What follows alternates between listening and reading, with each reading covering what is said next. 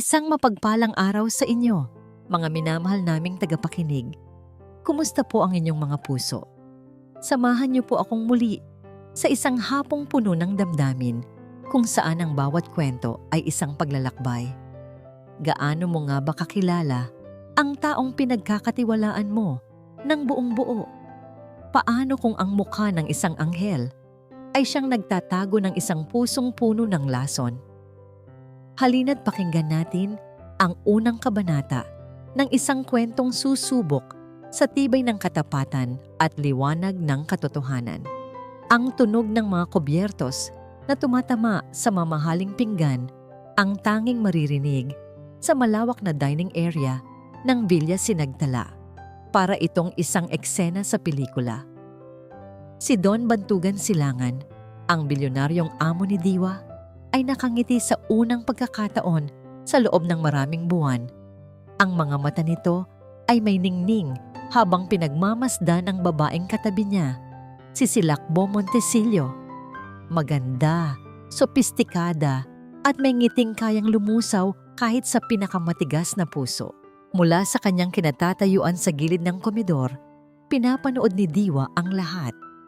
Sa halos 10 taon niyang pagsisilbi sa mga silangan, ngayon niya lang ulit nakita ang ganitong anyo ng kapayapaan sa mansyon.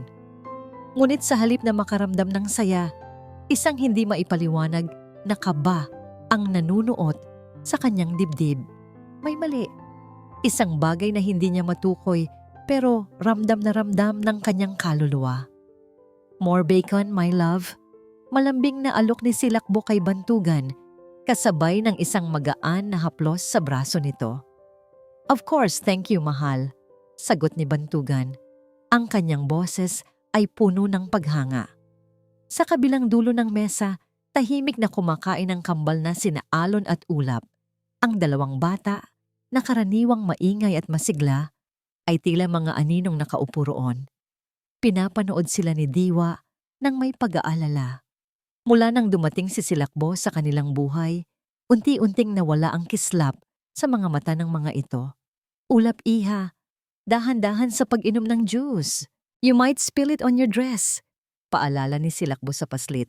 Ang boses ay matamis pa rin, ngunit may pahiwatig ng babala na tanging si Diwa lang ang nakapansin. Tumangulang ang bata at mas lalong yumuko. Nang matapos ang agahan, tumayo si Bantugan. I have to go. May maaga akong meeting. I'll see you all later. Hinalikan niya sa pisngi ang kambal at isang masuyong halik sa labi ang ibinigay niya kay Silakbo bago tuluyang umalis. Sa pag-alis ng kotse ni Bantugan, nawala rin ang lahat ng pagkukunwari. Narinig ni Diwa ang isang mahinang kalabog, sinundan ng isang pigil na iyak. Mula sa kusina, nakita niya ang nangyari. Natapon ng maliit na si Ulap ang kanyang orange juice sa puting bestida ni Silakbo. Sa isang kisap mata, ang malaanghel na mukha ni Silakbo ay nag-iba. Ano ba? Hindi ka ba nakakaintindi? Halos pabulong ngunit madiin na sigaw nito sa bata. Hinawakan nito ng mahigpit ang braso ng paslit at nakita ni Diwa ang sakit sa mukha ni Ulap. This is a designer dress. Alam mo ba kung gaano ito kamahal? Wala kang ginawa kundi maging pabigat. So sorry po, Tita Silakbo. Umiiyak na, sabi ni Ulap. Sorry? Umismid si Silakbo. Ngunit bago pa man niya maituloy ang sasabihin, narinig niya ang mga yabag ni Diwa na papalapit. Agad siyang nag-iba ng anyo. Binitawan niya ang bata at muling ngumiti. Oh, it's okay, baby. Aksidente lang. Don't cry na. Yaya Diwa will clean it up, right? Nanlamig ang sikmura ni Diwa sa nasaksihan. Ito na yon. Ito ang lason na dahan-dahang kumakalat sa paraisong dati nilang tahanan. Mamayang hapon, habang tinutulungan niya si Ina Gunita, ang ina ni Bantugan, sa hardin, hindi niya napigilang magsalita. Madam Gunita, may napapansin po ba kayo kay Ma'am Silakbo? Itinigil ng matanda ang pagdidilig. Tumingin ito kay Diwa. Ang mga mata ay puno ng parehong pag-aalala. Matagal ko nang nararamdaman, Diwa. May malamig sa kanyang mga mata. Parang isang magandang maskara na isinusuot niya. Pero hindi ko mabasag ang anyo para makita ang nasa likod. Ganoon din po ang pakiramdam ko. Halos pabulong na sagot ni Diwa, lalo na po sa pakikitungo niya sa kambal kapag wala si Sir Bantugan. Napabuntong hininga si Ina Gunita. Ang anak ko, bulag siya sa pag-ibig o marahil bulag siya sa takot na muling mag-isa. Kinagabihan, habang nag-aayos ng sala si Diwa, hindi sinasadyang nasagi ni Silakbo ang isang silver na picture frame sa side table. Nahulog ito sa sahig at nabasag ang salamin. Ito ang paboritong litrato ni Bantugan kasama ang kanyang yumaong asawa. "Oh my God, I'm so sorry," tili ni Silakbo. Nagkunwaring gulat na gulat. "Hindi ko sinasadya, Diwa. Ang clumsy ko." Ngunit bago pa man niya maisuot ang maskara ng pagkataranta, nakita ni Diwa ang isang mabilis, halos hindi mahahalata, na ngisi sa mga labi nito. Isang ngisi ng tagumpay. Bago matulog, huling tungkulin ni Diwa ang kolektahin ang mga basura mula sa bawat silid. Pagpasok niya sa kwarto ni Silakbo, maingat niyang kinuha ang laman ng maliit na basurahan sa tabi ng vanity table. Mga bulak na may mamahaling makeup, mga tissue, at mga walang lamang kahon ng mga pampaganda. Ngunit may isang bagay na kuminang sa ilalim ng dim na ilaw ng lampara. Napakunot ang noo ni Diwa. Kinuha niya ang bagay na yon, malamig at matigas sa kanyang palad. Nanlaki ang kanyang mga mata at bigla siyang kinilabutan. Hawak niya ang isang pamilyar na hairpin, isang gintong suklay na may disenyo ng sampagita. Ito ang paboritong alahas ni Ina Gunita, isang pamana pa mula sa ina nito, na halos hindi nito inaalis sa kanyang buhok. Bakit ito nasa basurahan ni Silakbo? Isang nakakabinging katahimikan ang bumalot sa silid. At sa sandaling iyon, alam ni Diwa na ang kanyang pag-aalinlangan ay hindi na lamang basta kutob. Ito ay isang babala. Para kay Bantugan Silangan, si Silakbo ay hangin. Siya ang sariwang hanging pumuno sa kanyang baga matapos siyang malunod sa dagat ng kalungkutan. Habang pinagmamasdan niya itong naglalakad sa hardin, ang mamahaling sutlang damit nito ay sumasabay sa ihip ng hangin ng Tagaytay. Hindi niya maiwasang isipin ang nakaraan. Ang kanyang diborsyo ay isang marahas na bagyo. Iniwan siya nitong basag, mag-isa sa gitna ng mga guho ng isang pamilyang pinangarap niya.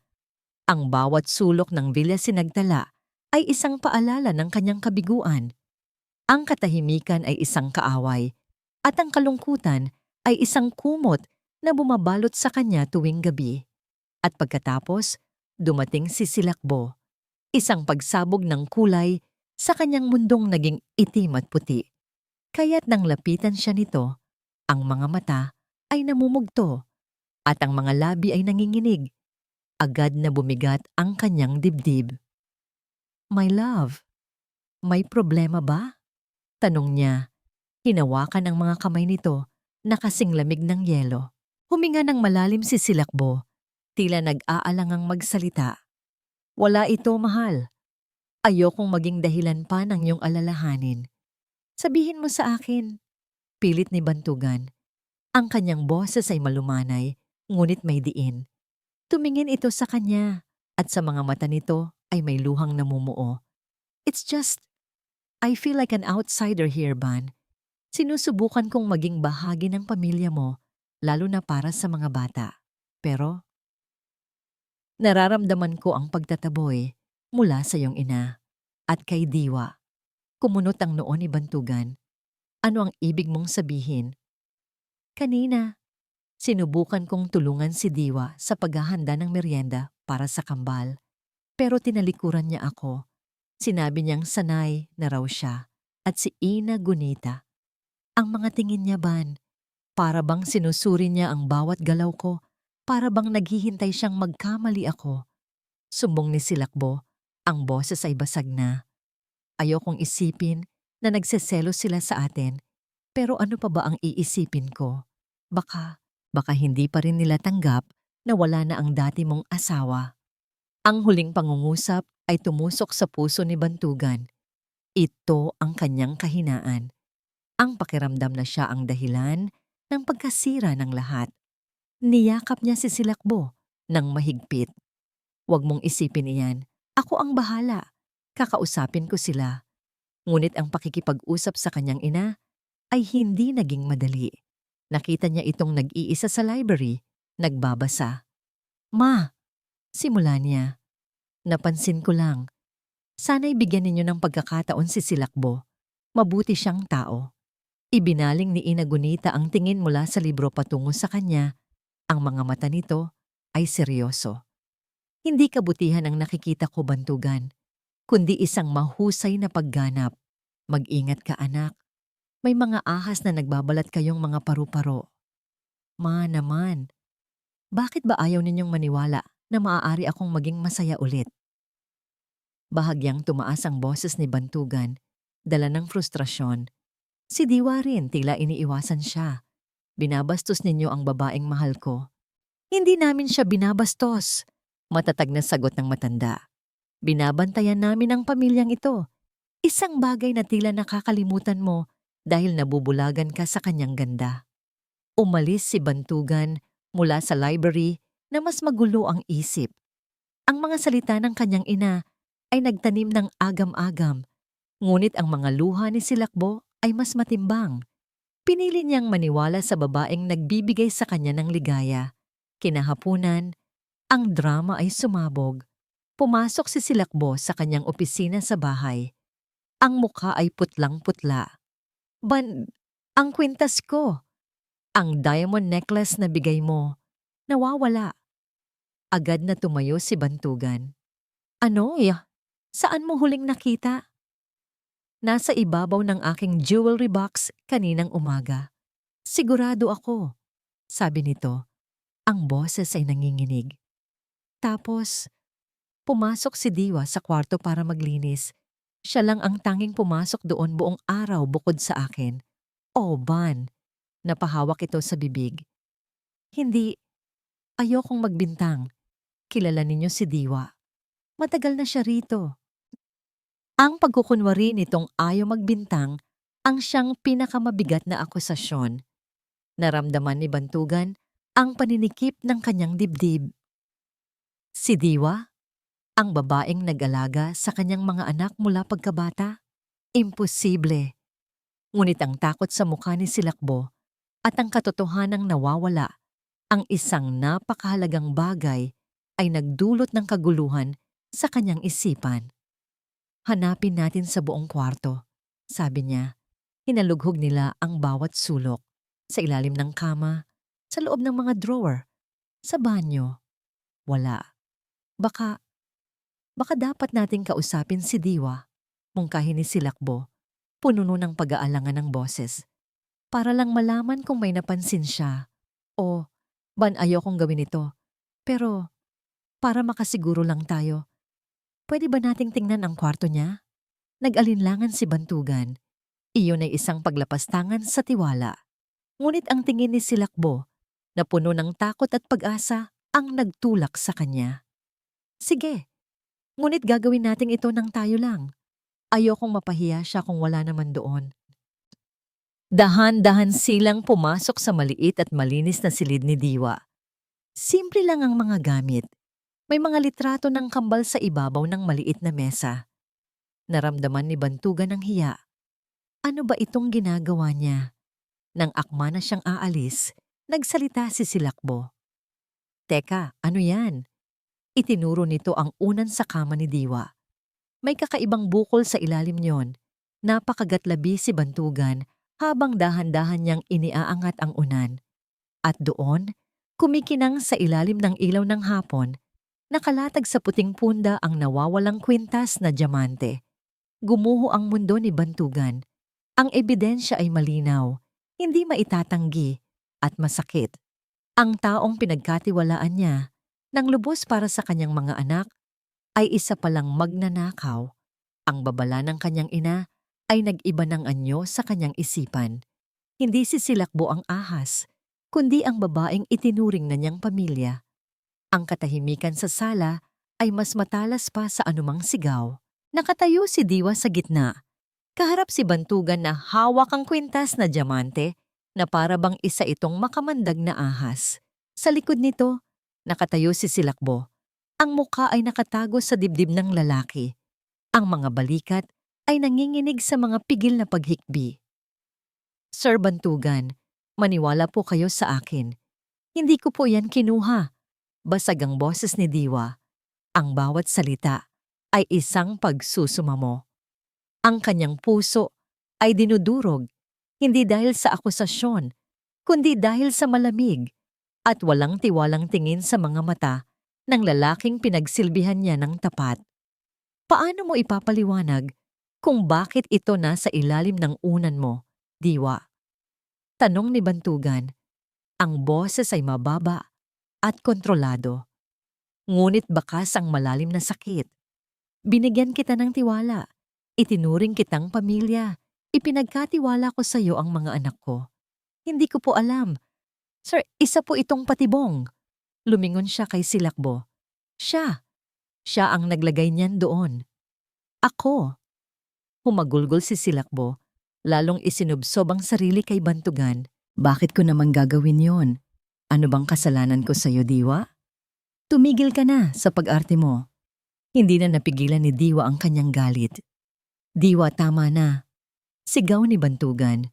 Ang sigaw na yon ay tumama sa kanya na parang isang sampal. Napuno ng luha ang kanyang mga mata. Lumabo ang lahat sa kanyang paningin. Bumukas ang pinto ng sala at pumasok si Ina Gunita. Agad niyang nakita ang tensyon. Anong nangyayari dito? Nahuli po namin si Diwa, Ma. Ninakaw niya ang kwintas ni Silakbo. Walang emosyong sabi ni Bantugan. Ngunit ang panginginig ng kanyang kamay na may hawak sa kwintas ang nagbunyag ng kanyang tunay na nararamdaman. Imposible, mariing sabi ni Ina Gunita.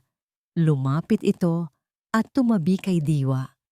Kilala ko si Diwa, hindi niya iyan magagawa. Ito ay isang kasinungalingan. Pero ang ebidensya, Ma, giit ni Bantugan. Nasa kwarto niya. Bakit hindi ninyo tanungin ang babaeng iyan? Sabi ni Ina Gunita. Itinuro si Silakbo. Kung paano napunta ang suklay ko sa basurahan niya kagabi.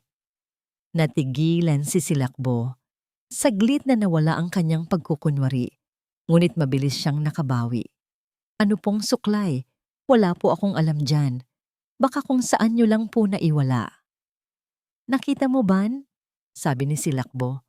Bumaling kay Bantugan. Gagawa't gagawa sila ng paraan para siraan ako, para palayasin ako, dahil ayaw nila sa akin para sa'yo. Ang mga salitang iyon, na puno ng pagkabiktima, ang muling nagpasara sa isipan ni Bantugan. Ang sakit ng nakaraan at ang pangako ng hinaharap ay nagbanggaan sa loob niya.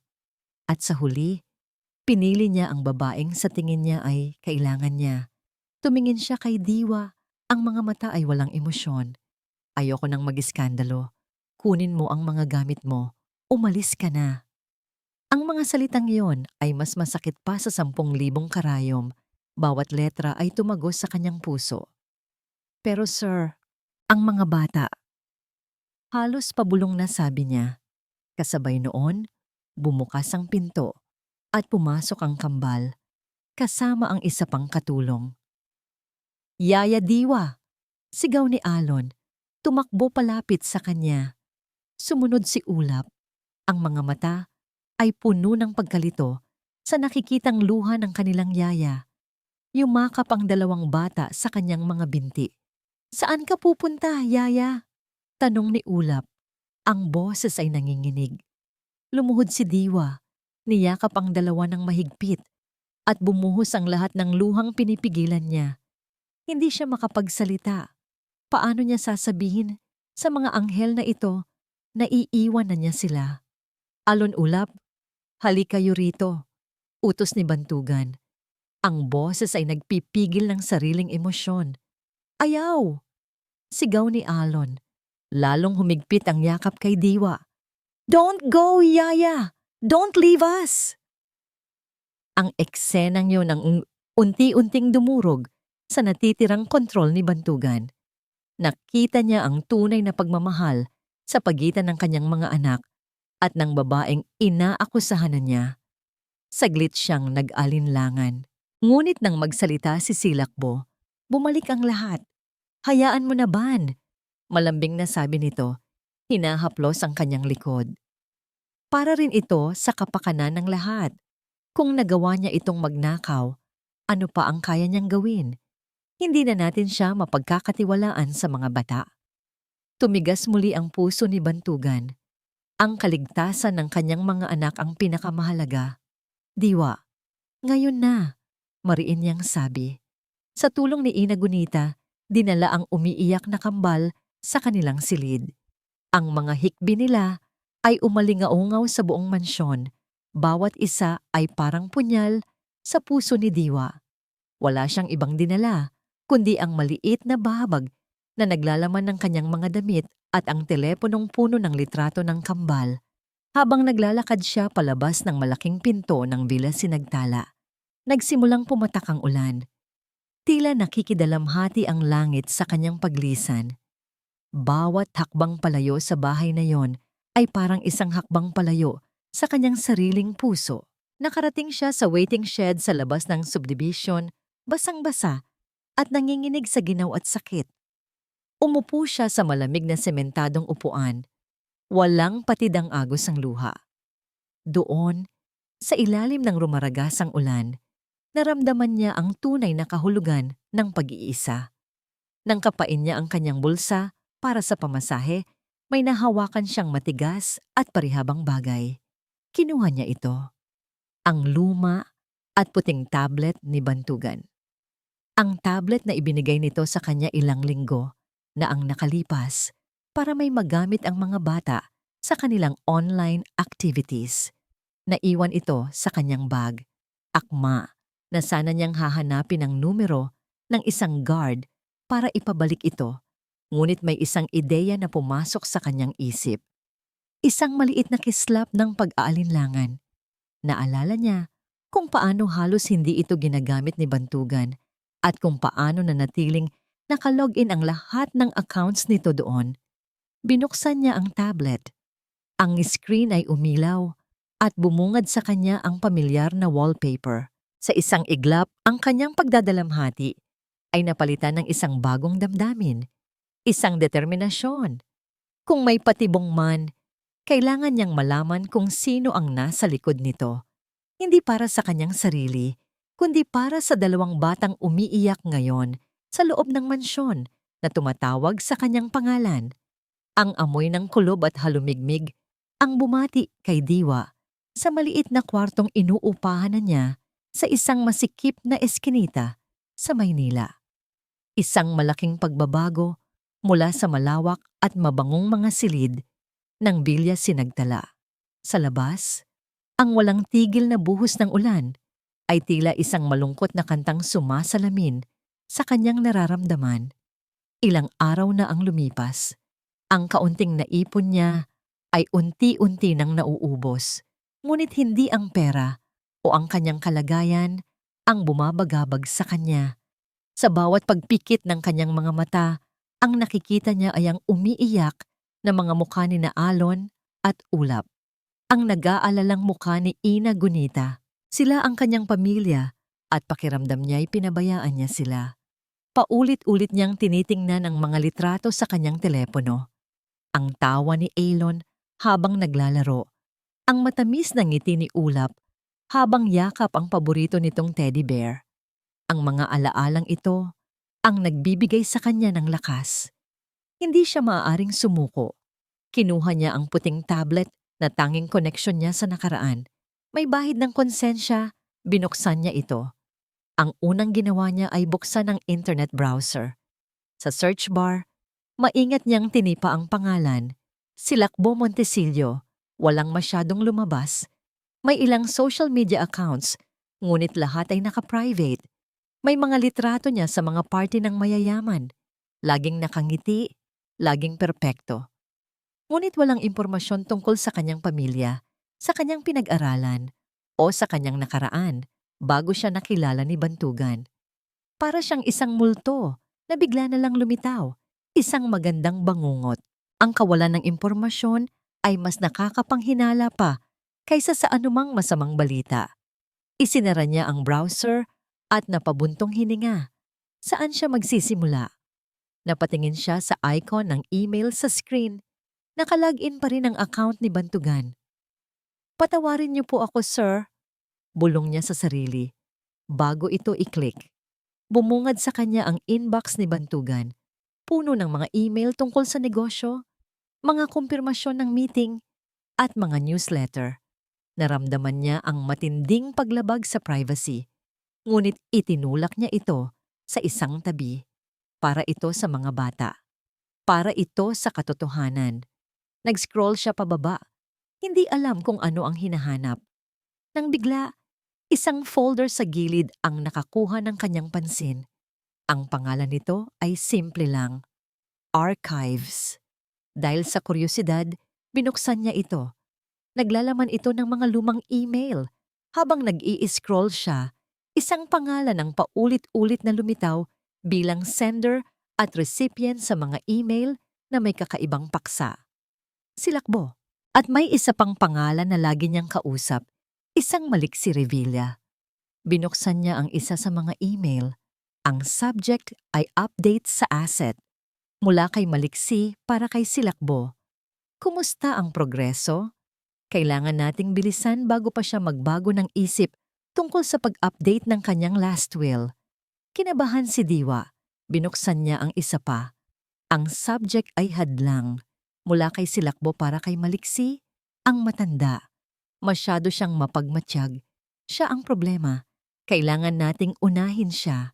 Ang yaya ay naalis ko na. Madali lang pala siyang paikutin. Nanlamig ang buong katawan ni Diwa. Siya. Pinag-uusapan nila siya. Ang pagpapatalsik sa kanya ay hindi lang dahil sa selos o inggit. Ito ay bahagi ng isang mas malaki at mas masamang plano. Patuloy siyang nagbasa. Ang bawat email ay isang piraso ng isang nakakatakot na puzzle. Pinag-uusapan nila ang mga bank account ni Bantugan, ang mga ari-arian nito, at ang paglilipat ng pondo. Ito ay isang planadong panloloko, ngunit may mas malala pa. Nang bigla, isang notifikasyon ang lumitaw sa itaas ng screen. New email in archives. Nanginginig ang kanyang mga kamay habang binubuksan ang pinakabagong mensahe. Ito ay mula kay Maliksi. Nabasa niya ang mga salita, at ang bawat isa ay tila isang suntok sa kanyang sikmura. Nag-alis ng lahat ng hangin sa kanyang baga. Para kay Silakbo, nakahanda na ang lahat para sa kotse. Sa Huwebes na ito, hindi na magiging problema ang matanda. Nabitiwan ni Diwa ang tablet. Nahulog ito sa sahig na may malakas na kalabog, ngunit hindi niya ito narinig. Ang tanging naririnig niya ay ang malakas na kabog ng kanyang dibdib at ang mga salitang umuulit-ulit sa kanyang isipan, kotse. Huwebes, ang matanda. Si Ina Gunita. Hindi lang ito pagnanakaw. Ito ay isang plano ng pagpatay. Nakatitig lang si Diwa sa screen ng tablet. Ang mga salitang nabasa ay tila nakaukit sa kanyang isipan. Kotse, Huwebes, ang matanda. Isang malamig na takot ang gumapang sa kanyang buong katawan. Mas malamig pa sa sahig na semento ng kanyang inuupahang kwarto.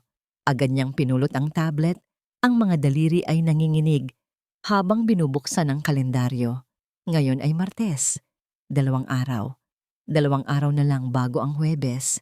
Naalala niya ang routine ni Ina Gunita. Tuwing Huwebes ng umaga, eksaktong 9:00, dinadala siya ng pamilyar na itim na sedan ng pamilya sa ospital para sa kanyang regular na check-up. Iyon ang sasakyan. Iyon ang pagkakataon. Ang target ay hindi si Bantugan. Hindi pa. Ang target ay ang taong pinakamalaking hadlang sa kanilang plano. Ang taong nakakakita sa likod ng mga maskara. Si Ina Gunita. Isang matinding pagnanais na kumilos ang bumalot sa kanya. Kailangan niyang magbabala. Agad niyang hinanap ang numero ni Ina Gunita sa kanyang lumang telepono. Nanginginig niyang idinayal ito. Nagring ito ng ilang beses bago ito sagutin. Hello? Boses ng isang katulong. Hello, si Nelia ba ito? Si Diwa ito. Pabulong niyang sabi. Ay Diwa, kumusta ka na? May pag-aalalang tanong sa kabilang linya. Miss ka na ng mga bata. Naramdaman ni Diwa ang kirot sa kanyang puso. Pakisuyo, Nelia. Kailangan kong makausap si Madam Gunita. Emergency lang. Nako, pasensya na, Diwa. Pero mahigpit ang utos ni Ma'am Silakbo. Bawal daw kayong kausapin ng kahit sino dito. Pinagbantaan niya kami na tatanggalin sa trabaho. Parang isang pader na humarang sa daan ni Diwa. Pinutol na ni Silakbo ang lahat ng linya. Isinara na niya ang lahat ng pinto. Sige, Nelia. Salamat na lang. Napaupo siya sa gilid ng kama. Ang pag-asa ay unti-unting nauubos. Paano? Paano niya sila mababalaan? Samantala, sa Villa Sinagtala, isang kakaibang pakiramdam ng kawalan ang bumabagabag kay Bantugan. Ang mansyon ay tahimik, masyadong tahimik. Ang tawa ng mga bata ay bihira na ngayong marinig. Mula nang umalis si Diwa, tila nawalan ng kulay ang tahanan. Sinubukan niyang ipagwalang bahala ito. Sinisisi ang sarili sa pagiging emosyonal. Ngunit ang mga bitak sa perpektong imahe ni Silakbo ay nagsisimula ng lumitaw. Habang papunta siya sa kanyang opisina, narinig niya ang boses ni Silakbo mula sa loob ng silid nito. Hindi ito ang malambing na boses na kilala niya. Ito ay matigas, malamig, at puno ng inis. Sinabi ko nang ayusin mo ang lahat. Walang puwang para sa pagkakamali, maliksi. Kung hindi, lahat ng pinaghirapan natin ay mawawala. May katahimikan, tila nakikinig sa kausap sa telepono. Wala akong pakialam. Gawin mo ang kailangan mong gawin. Biglang bumukas ang pinto at nagulat si Silakbo nang makita si Bantugan. Agad na nagbago ang kanyang anyo.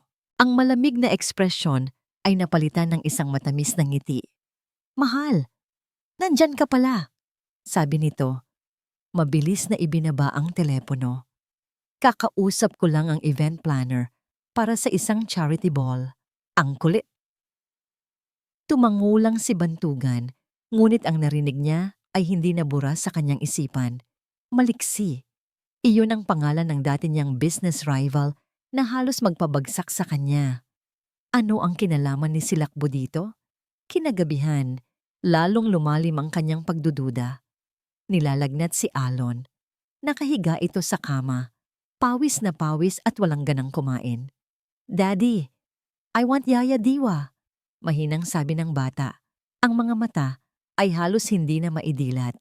Ang mga salitang yon ay parang mga dagang kumakagat sa konsensya ni Bantugan. Pumasok si Silakbo sa silid. May dalang isang baso ng tubig at gamot. Here baby, inumin mo ito para gumaling ka. Sabi niya sa pinakamalambing niyang boses. Umiling si Alon. Isiniksik ang muka sa unan. Ayaw. Si Yaya Diwa. She sings to me when I'm sick. Nawala ang nangiti sa mukha ni Silakbo. Alon, stop being a spoiled brat. Your Yaya is not here anymore. Ako na ang mag-aalaga sa'yo, sabi nito. Ang boses ay may bahid ng inis. Silakbo, saway ni Bantugan. Napatingin ito sa kanya, tila napagtanto ang kanyang pagkakamali. I'm sorry, mahal. I'm just worried, sabi niya. Muling nagbabalat kayo ng pag-aalala. Ngunit nakita na ni Bantugan. Nakita niya ang kislap ng galit sa mga mata nito, ang kawalan ng pasensya. Isang bagay na hindi niya kailanman nakita kay Diwa. Si Diwa, na kayang magpuyat buong gabi, na magbabasa ng libro hanggang sa makatulog ang mga bata, na hindi napapagod mag-alaga. Ang pakiramdam ng pagkakamali ay nagsimulang gumapang sa kanyang puso. Sa maliit na kwarto sa Maynila, hindi na mapakali si Diwa. Ang bawat pag-ikot ng orasan ay parang isang martilyong pumupukpok sa kanyang dibdib. Kailangan niyang gumawa ng paraan. Hindi niya kayang isipin na may mangyayaring masama kay Ina Gunita dahil sa kanyang pananahimik. Nagbihis siya. Ang kanyang plano ay desperado. Marahil ay hangal, ngunit ito lang ang tanging paraan na naiisip niya. Kung hindi niya sila matatawagan, pupuntahan niya sila. Nagpanggap siyang isang delivery personnel mula sa isang sikat na flower shop. Gamit ang natitirang pera, bumili siya ng isang malaking bouquet ng mga puting rosas, ang paborito ni Ina Gunita. Nagsuot siya ng sombrero at face mask para itago ang kanyang mukha. Nanginginig siya habang papalapit ang taxi sa pamilyar na gate ng Villa Sinagtala. Paano kung makilala siya? Paano kung hindi siya papasukin?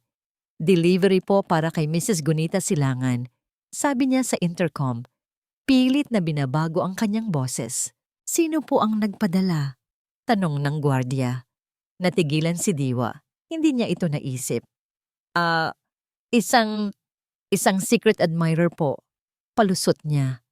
Nag-alinlangan ng gwardiya, ngunit dahil pamilyar ang flower shop, pinagbuksan siya ng gate.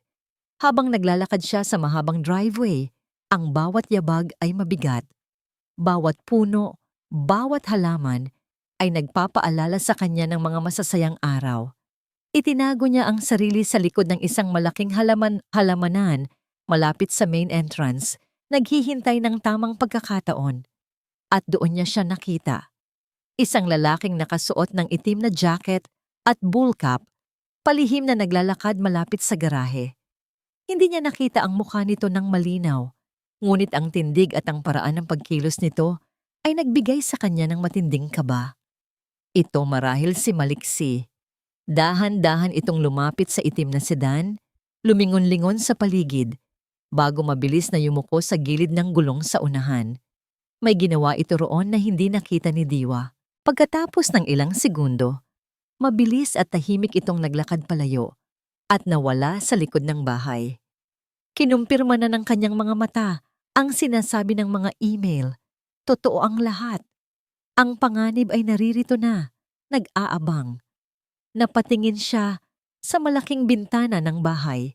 Sa loob, nakikita niya si Bantugan, nakatayo, nakatalikod. Tila malalim ang iniisip. Kailangan niya itong makausap. Kailangan niyang maabot ito. Sa desperasyon, pumulot si Diwa ng isang maliit na bato mula sa hardin. Itinago niya ang sarili sa mas makapal na mga halaman at nang may sapat na lakas ng loob, inihagis niya ito sa salaming bintana ng opisina ni Bantugan. Umalingaw-ngaw ang mahinang tunog. Nakita niyang lumingon si Bantugan, kumunot ang noo at lumapit sa bintana. Ito na ang kanyang pagkakataon. Ngunit bago pa man siya makalabas sa kanyang pinagtataguan, pumasok si Silakbo sa eksena. Lumapit ito kay Bantugan mula sa likod, niyakap ito, at ginawaran ng isang halik. Epektibong hinarangan ang paningin nito sa labas. Nawala ang kanyang pagkakataon. At ang oras ay paubot na. Para kay Diwa, ang bawat segundo ay isang butil ng buhangin na bumabagsak sa isang hourglass, hudyat ng papalapit na panganib. Nabigo ang kanyang pagtatangkang makuha ang atensyon ni Bantugan.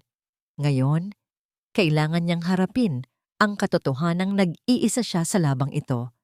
Mula sa kanyang pinagtataguan, narinig niya ang boses ni Maliksi na nagmumula sa gilid ng bahay. Kausap ang isang gwardiya. Pre, pinapatingnan lang ni Sir Ban kung maayos ang lahat ng gulong. May lakad daw kasi si Ma'am Gunita bukas. Narinig niyang sabi ni Maliksi, ang boses ay kalmado at kapani-paniwala. Isang kasinungalingan na binalot sa manipis na katotohanan. Ah, sige, sige. Buti na lang naniniguro. Sagot ng gwardiya. Nang marinig niyang papalayo na ang mga yabag ng gwardiya, dahan-dahang gumapang si Diwa palayo sa hardin. Kailangan niyang makalapit sa bahay, makahanap ng ibang paraan para makapasok o makatawag ng pansin. Ginagamit niya ang kaalaman niya sa bawat sulok ng mansyon, ang mga halamanan, ang mga blind spot ng CCTV, ang mga daan ng tanging mga tauhan lang ang nakakaalam. Sumilip siya sa bintana ng kusina. Nakita niya ang mga kasamahan niya dati. Nagtatrabaho na parang normal ang lahat. Ang puso niya ay nanikip sa pangungulila. Gusto niyang sumigaw at pumasok, ngunit alam niyang itataboy lang siya at masisira ang kanyang nag-iisang pagkakataon. Napansin niya ang paglabas ni Ina Gunita mula sa library, papalapit sa hagdanan. Mukha itong pagod at matamlay. Ang imaheng iyon ang nagbigay kay Diwa ng panibagong lakas. Hindi siya maaring mabigo. Habang nag-iisip siya ng susunod na hakbang, muntik na siyang mapatili. Papalapit si Maliksi sa direksyon niya. Mabilis siyang nagtago sa likod ng malalaking paso ng halaman. Narinig niya ang mga yabag nito na dumaan sa mismong tabi niya. Napakalapit na kaya niyang amuyin ang pabango nito. Nagpigil siya ng hininga. Ang puso niya ay dumadagundong sa kanyang dibdib. Nang maramdaman niyang nakalayo na ito, dahan-ahan siyang sumilip. Nakita niyang pumasok si Maliksi sa pinto sa likod ng kusina. Ito na. Ito na ang kanyang pagkakataon. Mabilis ngunit maingat siyang tumakbo papunta sa pinto kung saan pumasok si Maliksiksi. Hindi ito nakalock. Dahan-dahan niyang pinihit ang seradura at pumasok. Nasa loob na siya. Ang pamilyar na amoy ng lemon-scented floor wax at sariwang kape ay bumati sa kanya. Ngunit ngayon, ang amoy ng tahanan ay nababahiran ng amoy ng panganib. Narinig niya ang boses ni Silakbo at Maliksi mula sa utility room. "Sigurado ka bang maayos ang pagkakagawa mo?" tanong ni Silakbo. Ang boses ay mahina, ngunit may diin. "Oo, isang malakas na preno lang sa pababang daan, palabas ng subdivision at tapos na ang lahat. Magmumukha itong aksidente." Mayabang na sagot ni Maliksi. "Mabuti. Siguraduhin mong wala kang iiwang bakas." Pagkatapos nito, ang susunod na hakbang ay ang hikayatin si Bantugan na ilipat ang lahat ng asset sa pangalan ko para sa seguridad ng aming kinabukasan. Nandidilim ang paningin ni Diwa sa galit. Kailangan na niyang kumilos. Nakita niya si Ina Gunita na bumababa ng hagdan. Bihis na, tila may mahalagang pupuntahan. Lumabas din ang driver mula sa kusina. Hawak ang susi ng itim na sedan. "Ma'am Gunita, handa na po ang sasakyan," sabi ng driver. "Salamat, Rody," sagot ng matanda. Nanlaki ang mga mata ni Diwa. Bukas, ang sabi sa email ay Huwebes. Ngunit Miyerkules pa lang ngayon. Pinalitan ba nila ang plano o nagkamali siya ng pag-intindi? Hindi. Naalala niya. Huwebes ang check-up. Ngunit ngayon ay Miyerkules, ang araw kung kailan dumadalo si Ina Gunita sa lingguhang prayer meeting ng kanyang mga kaibigan. Gagamitin nito ang parehong sasakyan. Inadelantado nila ang plano. Wala ng oras para mag-isip. Tumingin siya sa paligid, desperadong naghahanap ng kahit anong magagamit. Ang kanyang mga mata ay napadako sa maliit na pulang kahon na nakakabit sa dingding ng pasilyo. Ang fire alarm. Habang si Ina Gunita ay naglalakad papalapit sa pintuan at si Silakbo ay lumabas mula sa utility room na may ngiti ng tagumpay sa kanyang mga labi. Tumakbo si Diwa mula sa kanyang pinagtataguan. Hindi na niya inisip ang kanyang kaligtasan. Hindi na niya inisip na mahuhuli siya. Ang tanging nasa isip niya ay ang mukha ng matandang babae na naging pangalawang ina niya.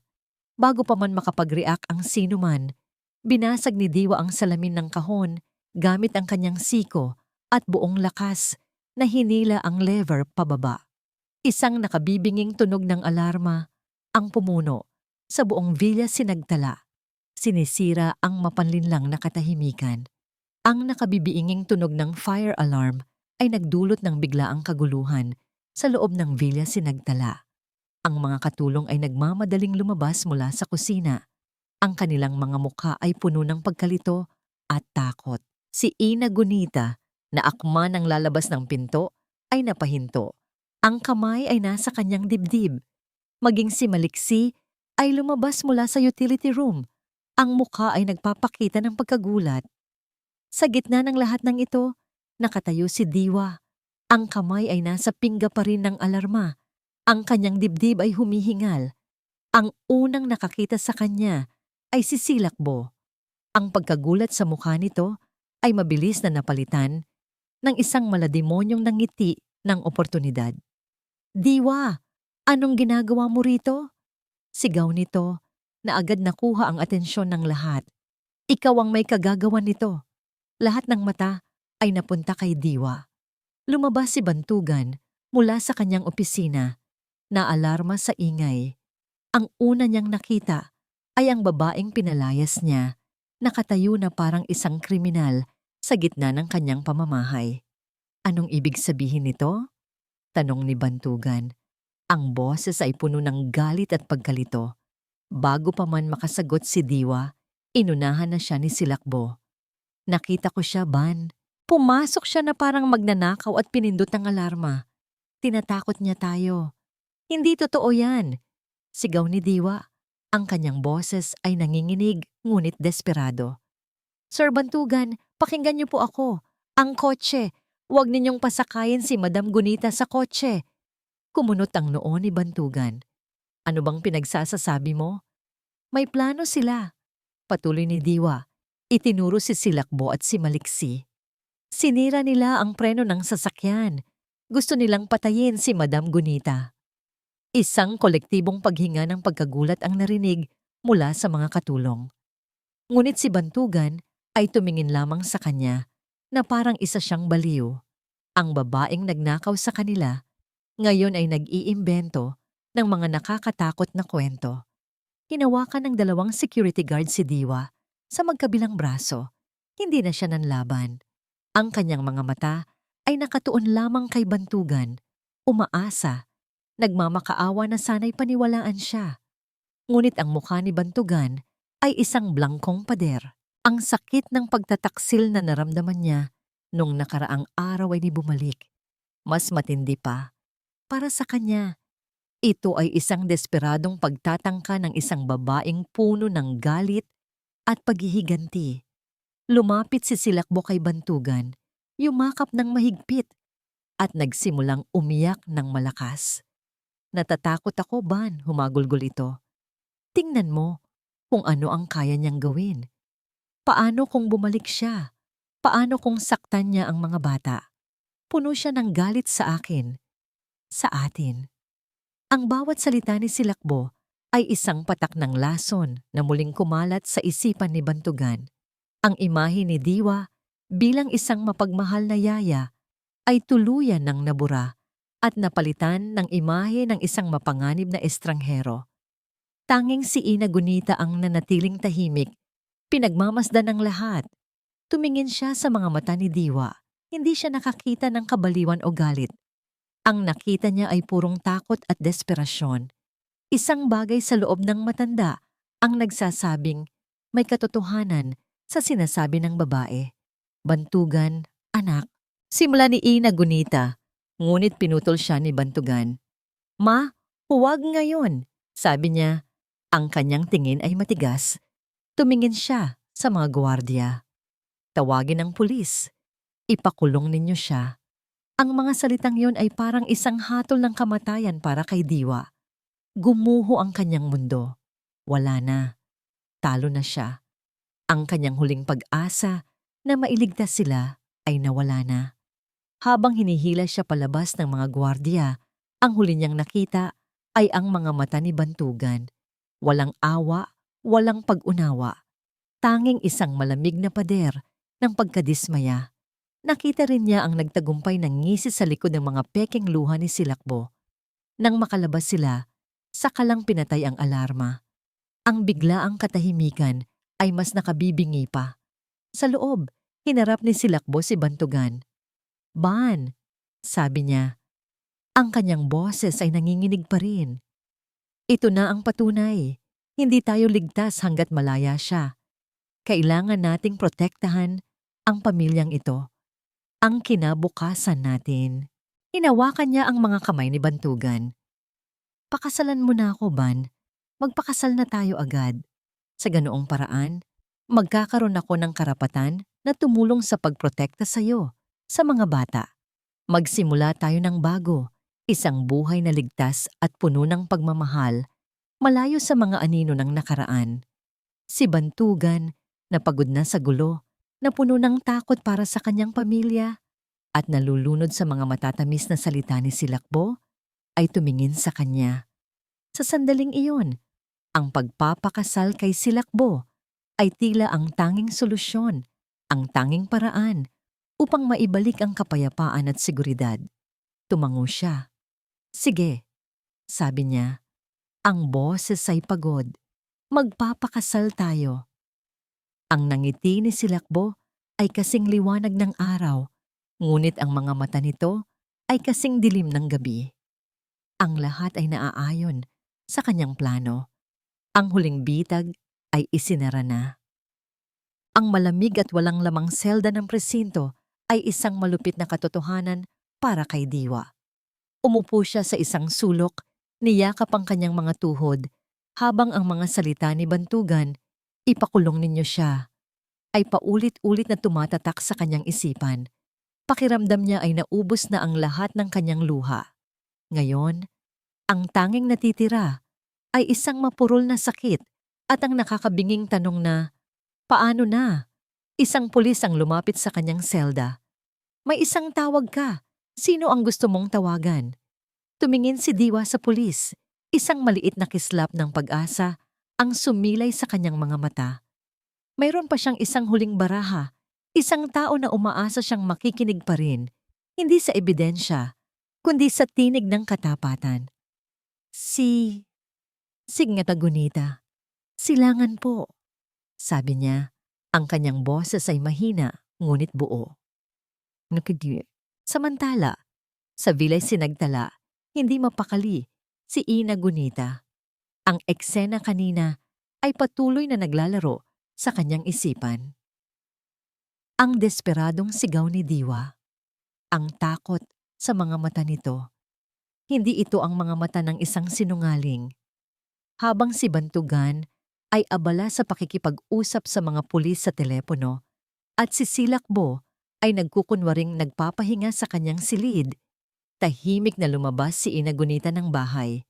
Naglakad siya papunta sa garahe. Ang itim na sedan ay nakaparada roon, malinis at makintab, tila walang bahid ng anumang kasamaan. Ngunit ang instinct ng isang ina ay mas malakas kaysa sa anumang panlabas na anyo.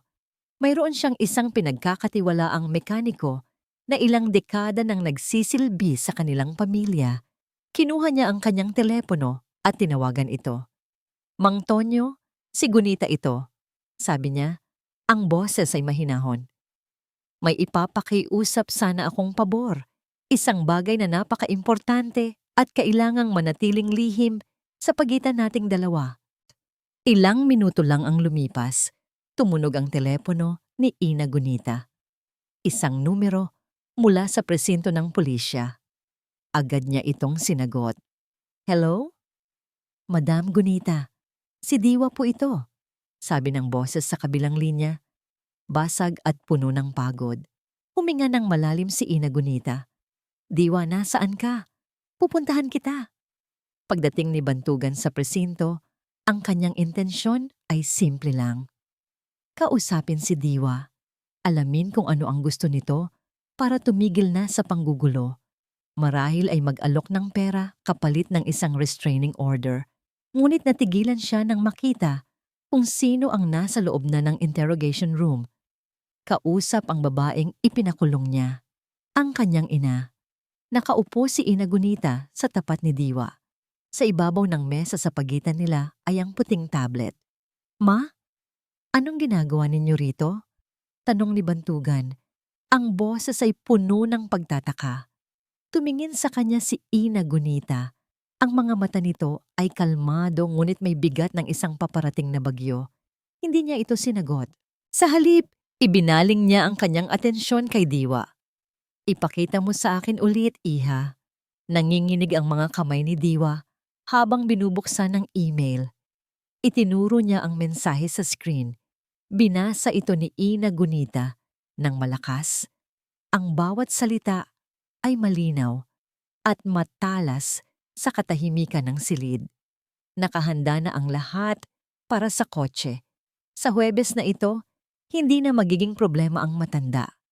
Pagkatapos ay ipinakita ni Diwa ang iba pang mga email, ang tungkol sa pag-alis sa kanya, ang tungkol sa mga bank account, ang tungkol sa last will.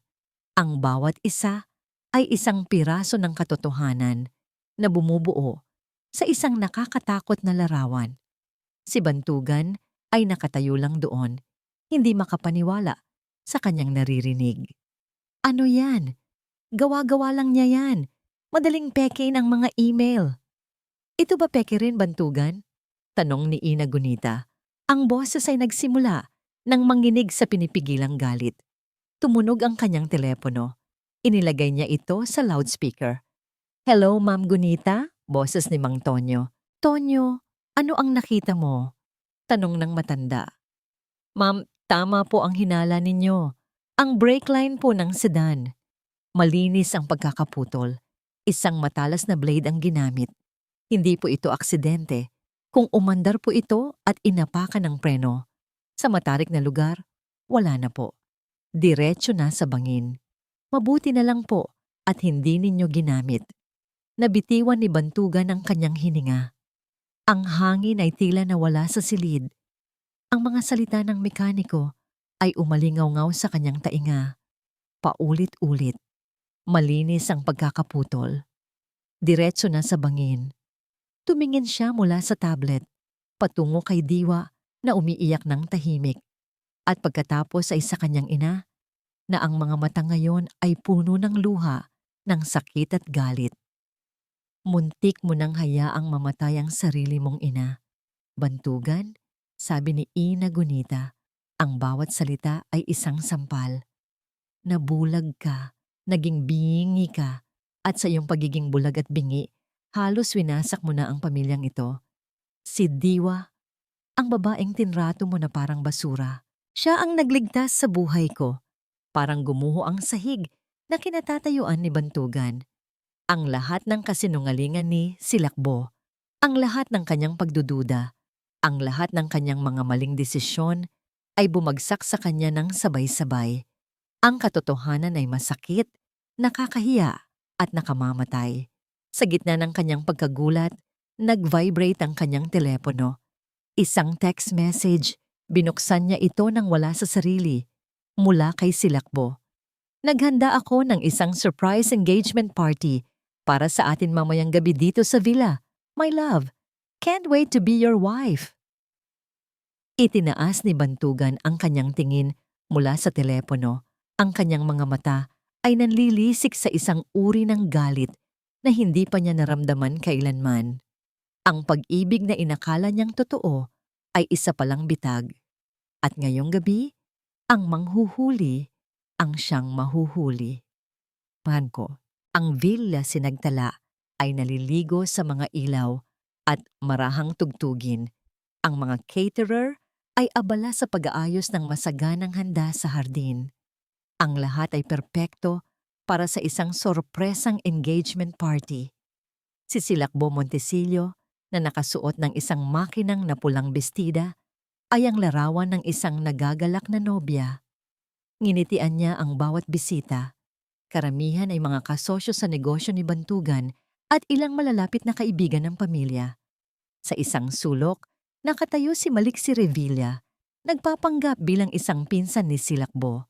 Nagkatinginan sila at itinaas ni Maliksi ang kanyang kopita ng champagne, isang tahimik na pagbati sa kanilang tagumpay. Ang lahat ay naaayon sa plano. Nang dumating si Bantugan, sinalubong siya ni Silakbo ng isang mahigpit na yakap at isang matamis na halik. Surprise, my love! Nagustuhan mo ba? Ngumiti si Bantugan. Ngunit ito ay isang ngiting hindi umabot sa kanyang mga mata. You never fail to amaze me, Silakbo.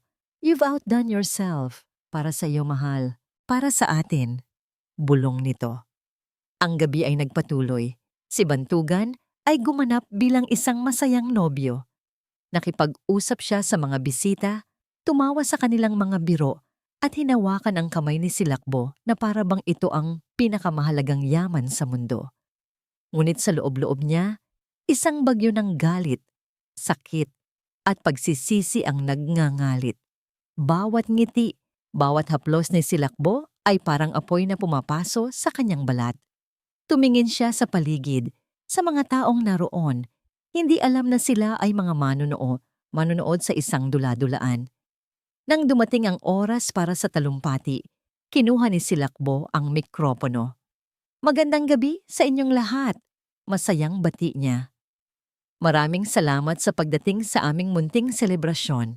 Ang gabing ito ay napaka-espesyal, hindi lang dahil ipinagdiriwang namin ang aming pag-iibigan ni Van, kundi dahil ito ang simula ng isang bagong kabanata para sa pamilyang ito." Tumingin siya kay Bantugan ng may pagmamahal. "Van, my love, wala na akong ibang mahihiling pa. Ikaw ang aking mundo." Nagpalakpakan ng mga tao. Pagkatapos ay iniabot niya ang mikropono kay Bantugan. Tumayo si Bantugan at ang lahat ng ingay ay huminto. Ang kanyang presensya ay tila bumigat at ang nangiti sa kanyang labi ay dahan-dahang nawala. "Salamat, Silakbo." Simula niya yamaya. Ang kanyang boses ay kalmado, ngunit may kakaibang lamig. "Salamat sa lahat. You are right. This night is indeed special. It's a night of revelations." Kumunot ang noo ni Silakbo. "Anong ibig mong sabihin, mahal?" Tumingin si Bantugan sa mga mata nito at sa unang pagkakataon, hindi niya itinago ang galit na kumukulo sa loob niya. "I want to propose a toast." Patuloy niya. Itinaas ang kanyang kopita. "To Silakbo Montesillo and to her partner, Mr. Maliksi Revilla." Nanlaki ang mga mata ni Maliksi mula sa kanyang kinatatayuan. Si Silakbo ay biglang namutla. "Van, ano bang pinagsasasabi mo? Lasing ka na ba?" Kinakabahang tawa ni Silakbo. "Hindi, Silakbo. Sa unang pagkakataon sa loob ng maraming buwan, ngayon lang ako naging ganito kalinaw," sabi ni Bantugan.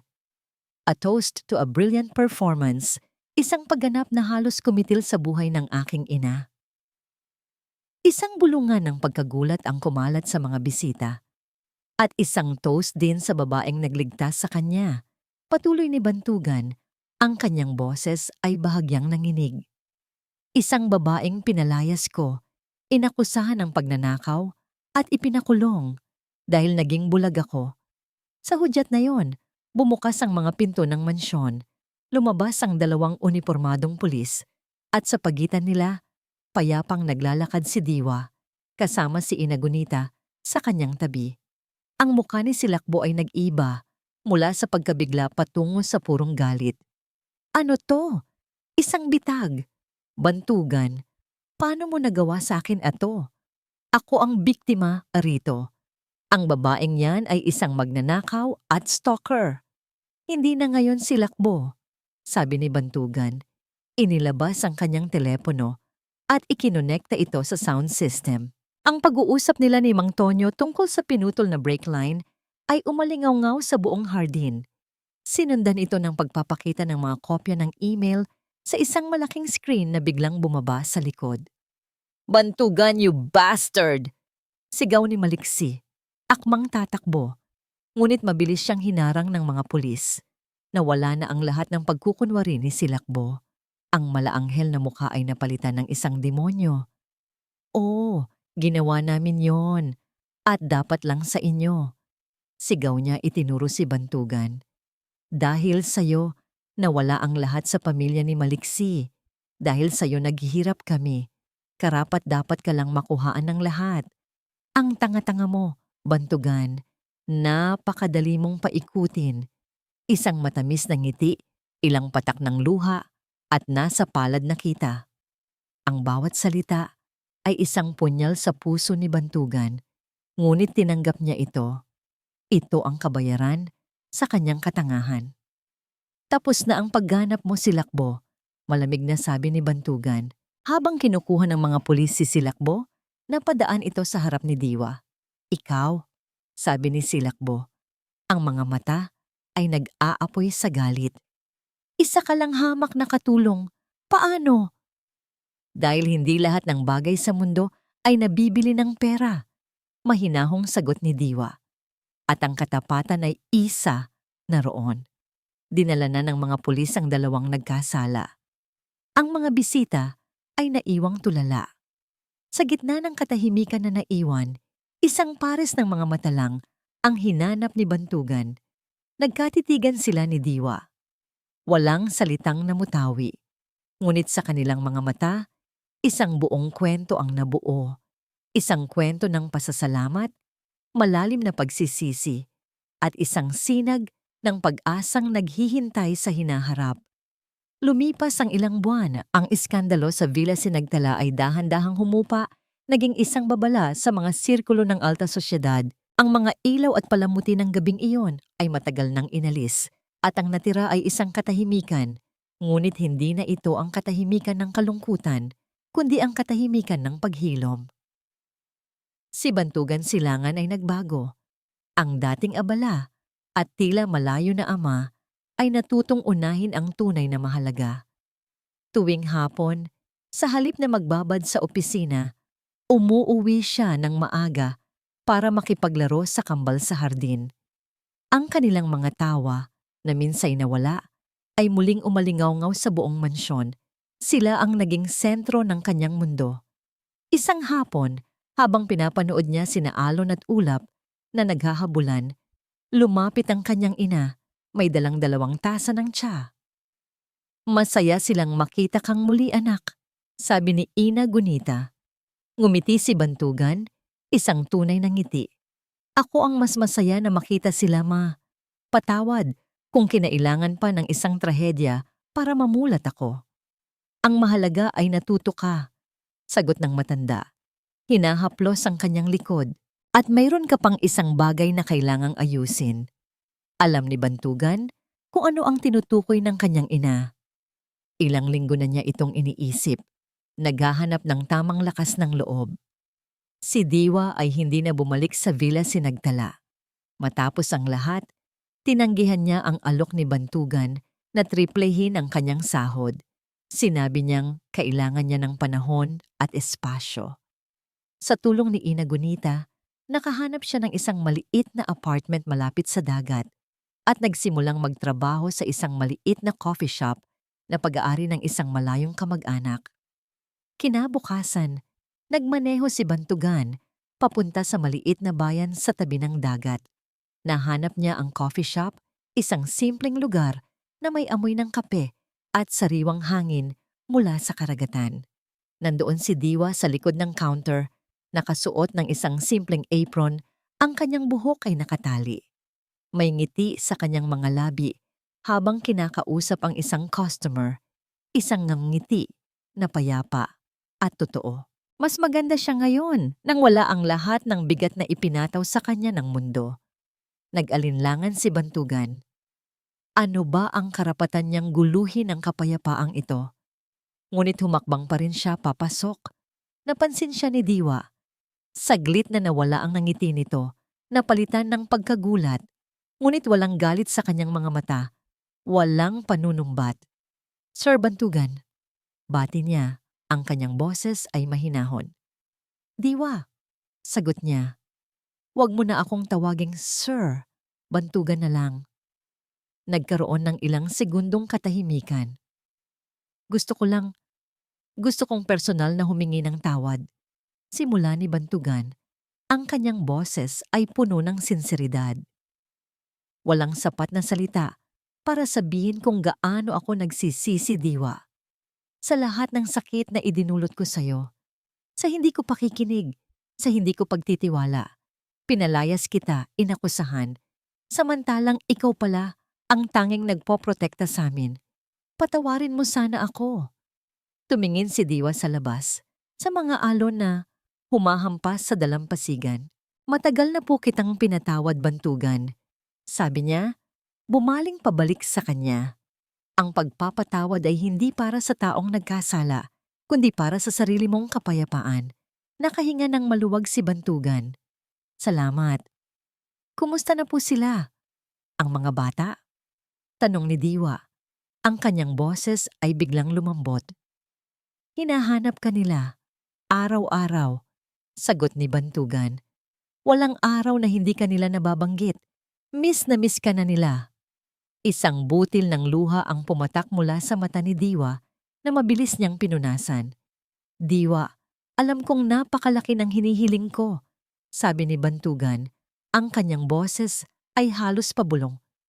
Pero gusto ko sanang bumalik ka, hindi bilang kasambahay, hindi bilang yaya, kundi bilang isang kaibigan, bilang bahagi ng aming pamilya. Ang Villa Sinagtala ay hindi buo kung wala ka. Tinitigan siya ni Diwa. Sinusuri ang katotohanan sa kanyang mga mata. Nakita niya ang isang lalaking nagbago, isang lalaking nasaktan at natuto. Ngumiti si Diwa, isang maliit, mahiyain, ngunit tunay na ngiti. Pag-iisipan ko po, sabi niya. Kailangan ko pa ng kaunting panahon para sa sarili ko. Tumango si Bantugan, nirerespeto ang kanyang desisyon. Maghihintay ako, maghihintay kami. Nagpaalam siya at naglakad palabas ng coffee shop. Habang naglalakad siya pabalik sa kanyang kotse, lumingon siya. Nakita niya si Diwa na nakatayo sa may pinto. Pinapanood siya. Muli itong nangumiti. At sa pagkakataong ito, kumaway siya. Kumaway din si Bantugan pabalik. Walang mga pangako. Walang mga deklarasyon ng pag-ibig. Ngunit sa pagitan ng 2 taong sinubok ng kasinungalingan, may isang bagay na mas matibay ang nabuo. Isang pundasyon ng respeto at isang bagong pag-asa. Ang araw ay papalubog na, nag-iiwan ng ginintuang kulay sa kalangitan. Para kay Bantugan, ito ay isang paalala na kahit sa pinakamadilim na gabi, laging may pagsikat ng araw na naghihintay. At sa Villa Sinagtala, ang kanilang bagong umaga ay nagsisimula pa lamang. At dito po nagtatapos ang ating kwento. Ang aral ng kwentong ating napakinggan ay isang paalala na ang tunay na kayamanan ay hindi nasusukat sa salapi o kapangyarihan, kundi sa katapatan ng mga pusong nagmamahal sa atin ng totoo. Minsan, ang mga taong hindi natin pinapansin ang siyang pinakamatibay nating sandalan at ang liwanag ng katotohanan ay palaging mananaig laban sa piyaka-madilim na anino ng panlilinlang. Maraming salamat po sa inyong walang sawang pagsubaybay at pakikinig. Sana po ay nasiyahan at may napulot kayong aral sa kwento ni Diwa at Bantugan.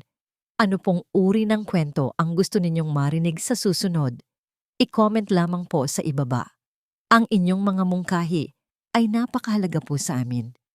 Hindi dito nagtatapos ang ating paglalakbay. Marami pa pong kwentong kasing ganda at mas puno ng aral dito sa aming channel. Kung nagustuhan nyo ang kwentong ito, i-like, i-share sa pamilya at mga kaibigan, at mag-subscribe na rin para lagi kayong updated sa mga susunod pa naming kwento.